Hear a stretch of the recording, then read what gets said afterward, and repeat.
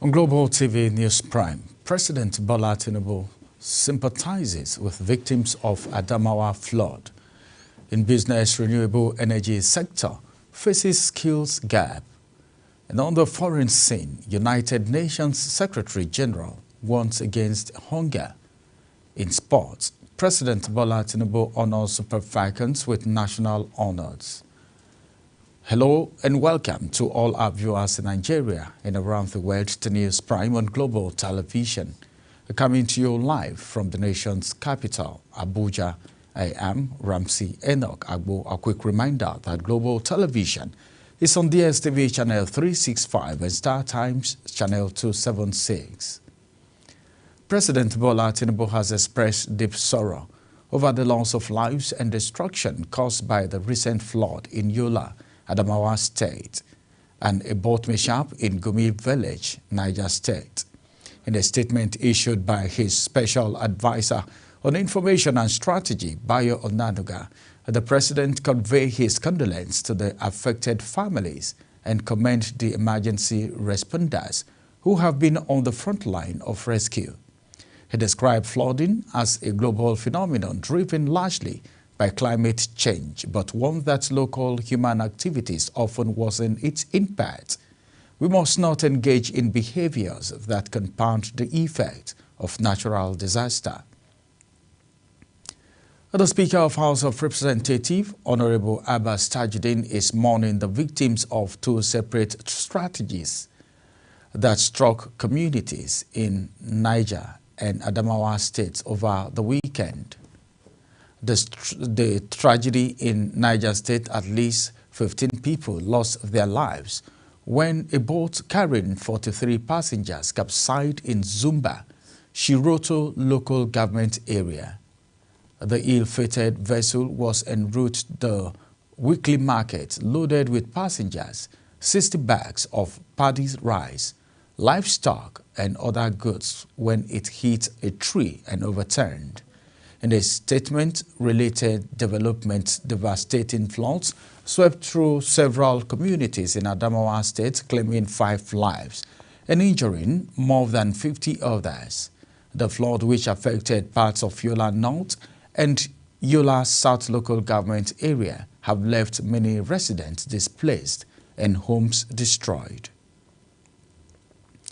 The immediate past chairman of Nigeria's ruling political party, All Progressive Congress (APC), Abdullahi Umar Ganduje, has been conferred with the esteemed Grand Patron Award in recognition of his significant contributions to the sustainability and development of broadcasting practice in Nigeria.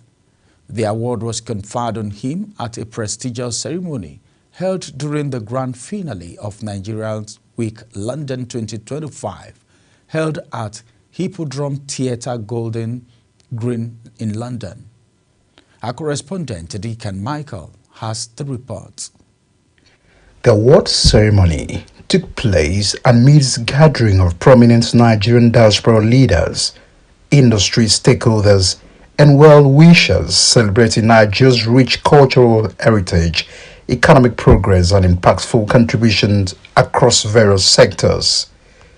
The event, now in its 2025 edition, aims to strengthen diplomatic and economic ties between Nigeria and the United Kingdom, while spotlighting Nigeria's achievements on the international stage.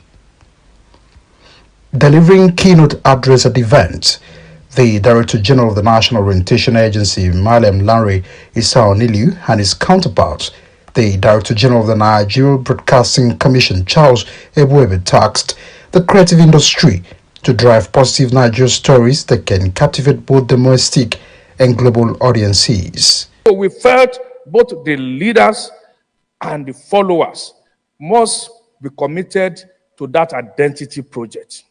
And that is the only time we can collectively move the country together.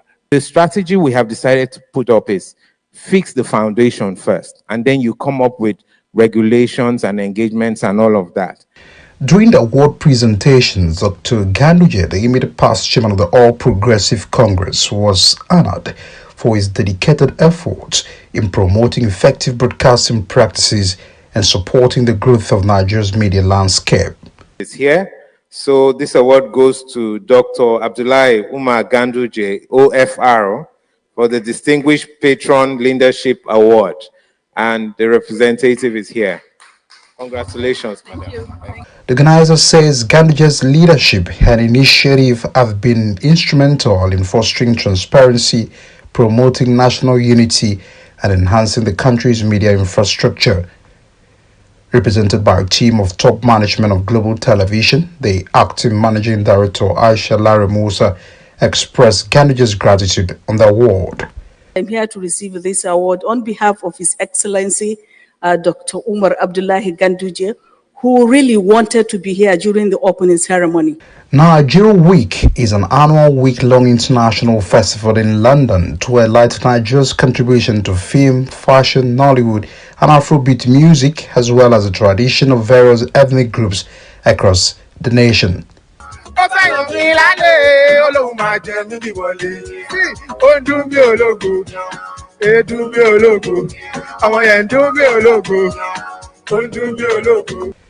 Edikan Michael, reporting from London for Global Television News. The Speaker of Nigeria's House of Representatives, Honorable Abbas Tajuddin, says the Parliament is stepping up efforts to tackle religious and racial discrimination across the country.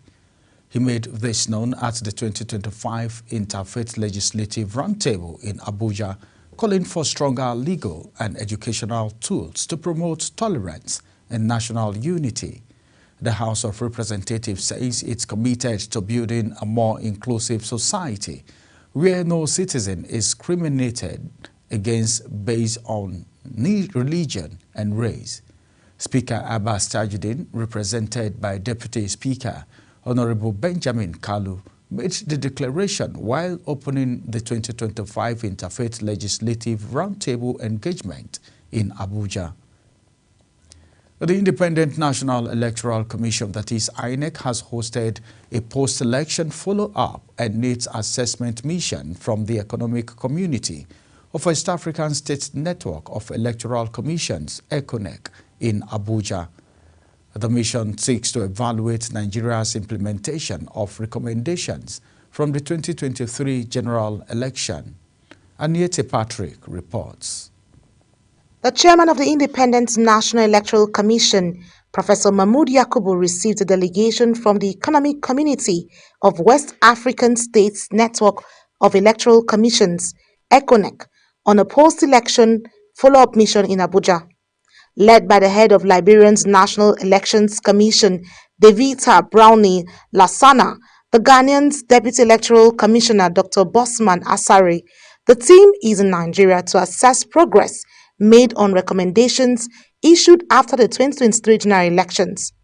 Professor Yakubu says ECOWAS made 37 recommendations, 13 addressed to INEC and 24 directed at other stakeholders, including the National Assembly, the Nigerian police, civil society organizations, and media regulators. He confirmed that Independent National Electoral Commission had acted on all recommendations within its administrative capacity while awaiting legislative action on others.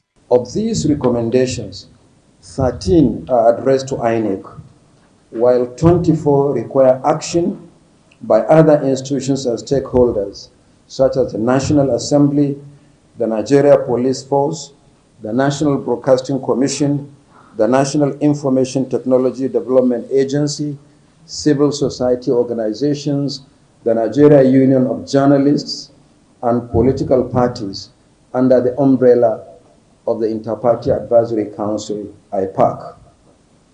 Furthermore, the follow-up mission will also interact with the National Identity Management Commission. He noted that the Commission's detailed response, along with the 2023 election review report, is publicly available on its website. He commended ECOWAS and ECONEC for their consistent support to electoral integrity in the region and appreciated development partners. The leader of the delegation from ECONEC and head Liberia's National Elections Commission, Devita Brownie Lassana, while commending the INEC chairman, noted that the visit is a peer-to-peer review on its reports of the 2023 general elections to see how well Nigeria has implemented it as a way of lessons learned. Peer-to-peer review of our presence here during the 2023 elections, but more importantly, the recommendations that we proffer, which were outlined in a report of our visit here. We've come to see how best INEC has implemented those recommendations, and we anticipate that during our engagement, we may be able to understand reasons for some of the issues that came out of the 2023 elections. The follow-up mission is expected to engage key institutions including National Identity Management Commission as Nigeria continues efforts to strengthen its electoral system. Aniette Patrick, Global Television News. The former All Nigerian People's Party, ANPP, has called on President Bola Tinubu to ensure that the vice presidential seat is made sacrosanct for the ANPP bloc within the ruling All Progressive Congress, APC, ahead of the 2027 presidential election. The coordinator of the party, Vitalis Ajunbe, made the call while addressing journalists in Abuja. Kikelomo Okere has the details. The All Nigerian People's Party, which is now a major bloc within the ruling All Progressive Congress (APC), is calling on President Bola Ahmed Tinubu to ensure that the vice presidential slot is reserved for the ANPP bloc when the party fields its candidate for the 2027 presidential election. The coordinator of the party, Vitalis Ajunbe, emphasized that the move will reaffirm the significance of political inclusion and uphold the spirit of equity and power sharing within the APC coalition. Vice presidential seat. The Association of the former ANPP members hereby calls on our president, Senator Bola Ahmed Tinubu, to ensure that the vice presidential seat is made sacrosanct for the ANPP bloc in the governing APC for the 2027 presidential election, as millions of the former ANPP members across the country who voted massively for the current ticket you are serving will be disappointed if you choose another person outside the ANPP bloc in the APC as their vice president. Our demands. The Association of Former ANPP members hereby demands from our president, Senator Bola Ahmed Tinubu, GCFR, the following. 1. Inclusivity. To offer our services to government and Nigerians, the APC government led by our president should consider our members by appointing us as board chairmen, ambassadors, ministers, heads of government agencies, and departments. He added that preserving the vice presidents for the ANPP bloc would not only strengthen internal democracy, but also maintain balance among the party's legacy group. The ANPP is one of the 3 legacy parties that merged to form the APC in 2013. With political realignment already taking shape across the country, this latest demand is expected to stir fresh conversation within the ruling party. Kikelomo Okere, Global Television News. The Nigerian Meteorological Agency, that is NIMET, has forecasted widespread rainfall and thunderstorm across various parts of the country from Monday to Wednesday, warning that the flash flood are likely to vulnerable areas, especially those with poor drainage system. According to its weather outlook released in Abuja, morning thunderstorms and moderate rainfall are expected over parts of Jigawa, Zamfara, Kano, Kaduna, Bauchi, Yobe, and Katsina State in northern Nigeria, with the agency calling on residents to stay alert and prepare for possible weather-related destructions. NIMED further advised motorists, outdoor workers, and the general public to exercise caution during the heavy downpour period, as the rain may lead to reduced visibility, waterlogged roads, and traffic disruption. Emphasizing this forecast is part of ongoing national efforts to strengthen disaster preparedness and public safety. You're watching the live broadcast of News Prime. When News Prime returns, crude oil price rise after USE tariff deal, OPEC plus I output hike. Details coming shortly, plus sport and foreign stories on the other side of this break. Stay with us.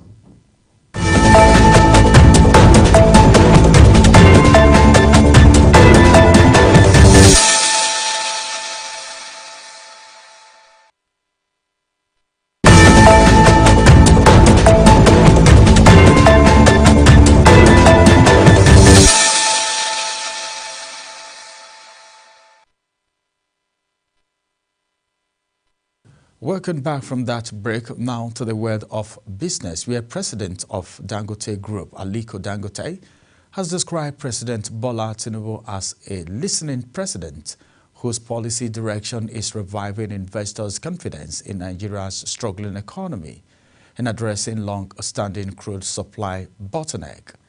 Dangote made the remark when the Minister of Industry, Trade and Investment, Jumoke Oduole, paid a walking visit to the Dangote Petroleum Refinery and Petrochemical, as well as Dangote Fertilizer Limited in Ipeju, Lekki, Lagos.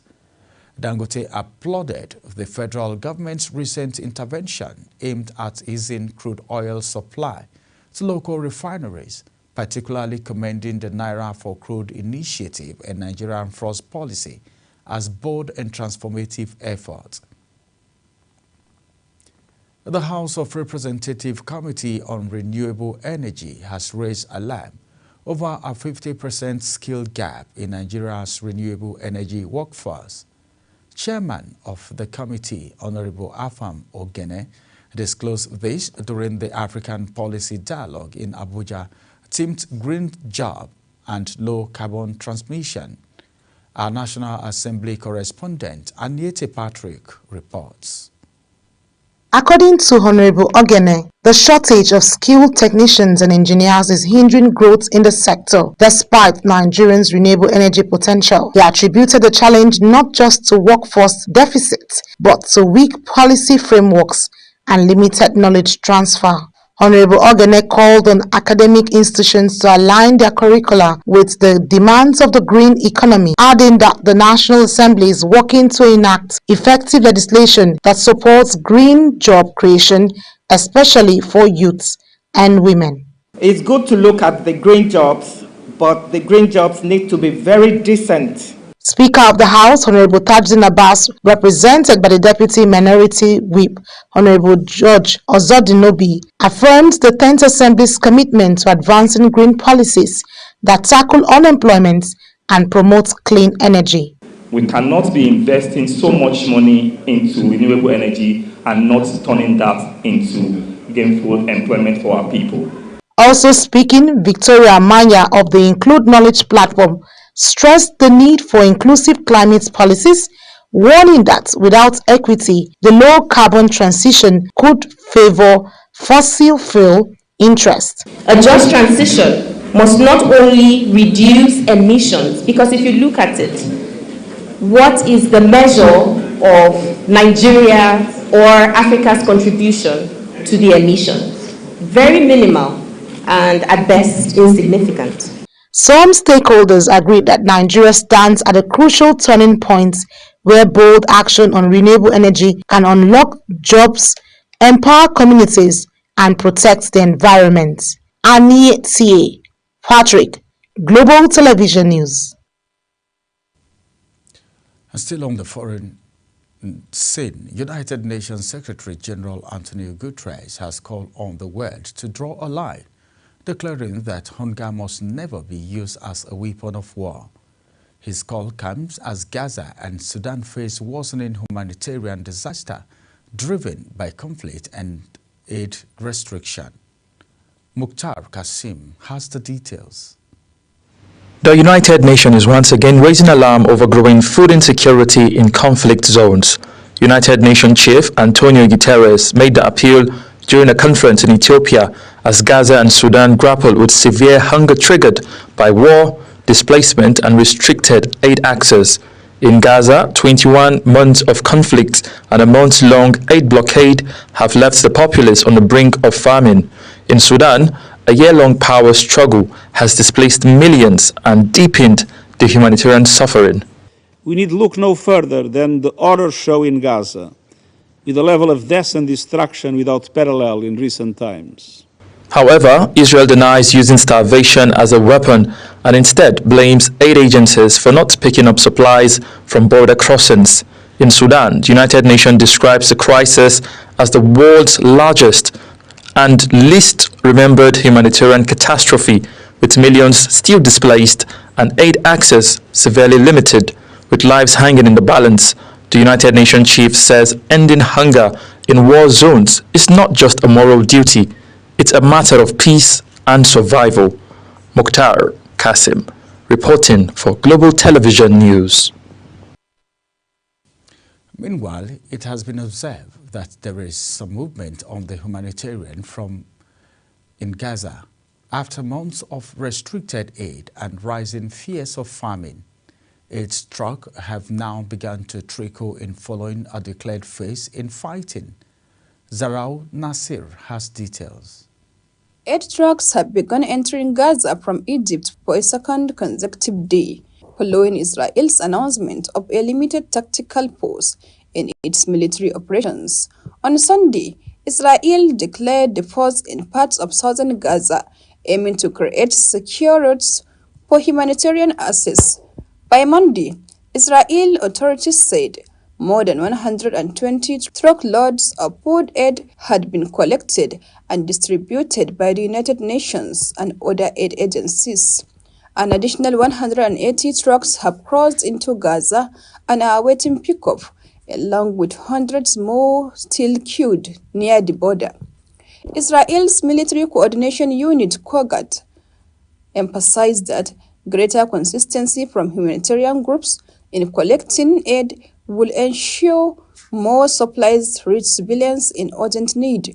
Beyond the land deliveries, Israel, Jordan, and the United Arab Emirates have conducted parachute airdrops of smaller aid packages into the enclave. Before the current conflict between Israel and Hamas intensified, around 500 trucks of aid and commercial goods entered Gaza daily, but with access routes restricted and fighting ongoing, aid agencies have warned of a looming famine, saying supplies are running dangerously low.